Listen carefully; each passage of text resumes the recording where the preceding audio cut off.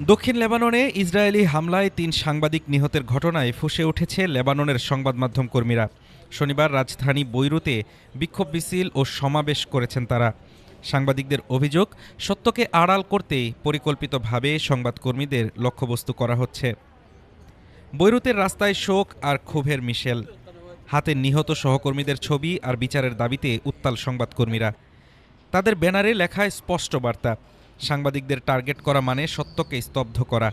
দাবি উঠেছে আন্তর্জাতিক অপরাধ আদালত বা আইসিসির হস্তক্ষেপের।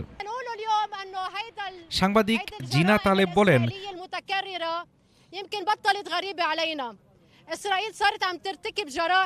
যদি একজন সাংবাদিক নিহত হন তবে আরও 10 জন, 20 জন বা এমনকি 100 জন সাংবাদিক এগিয়ে আসবেন।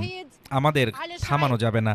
দক্ষিণ লেবাননের জিজিন রোডে শনিবার সকালে একটি সংবাদ মাধ্যমের গাড়ি লক্ষ্য করে হামলা চালায় ইসরায়েল। এতে প্রাণ হারান আল মানার প্রতিনিধি আলী সোয়াইব এবং আল মায়াদিন প্রতিনিধি ফাতিমা ফতুনি সহ আরও কয়েকজন। যদিও ইসরায়েলি সামরিক বাহিনীর দাবি আলী সোয়াইব হিজবুল্লাহর সদস্য ছিলেন, তবে এই দাবির সপক্ষে কোনো প্রমাণ দিতে পারেনি তারা। ফাতিমা সাকাইরি নামে এক বিক্ষোভকারী বলেন, সাংবাদিক হলো সেই চোখ যা দানবীয় শক্তিকে কাঁপিয়ে দেয়। গাজা হোক বা লেবানন, সত্য বিকৃত করতেই আমাদের কণ্ঠরোধ করার চেষ্টা চলছে।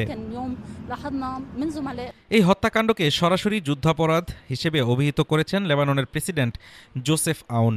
তিনি বলেন, এটি আন্তর্জাতিক আইনের চরম লঙ্ঘন।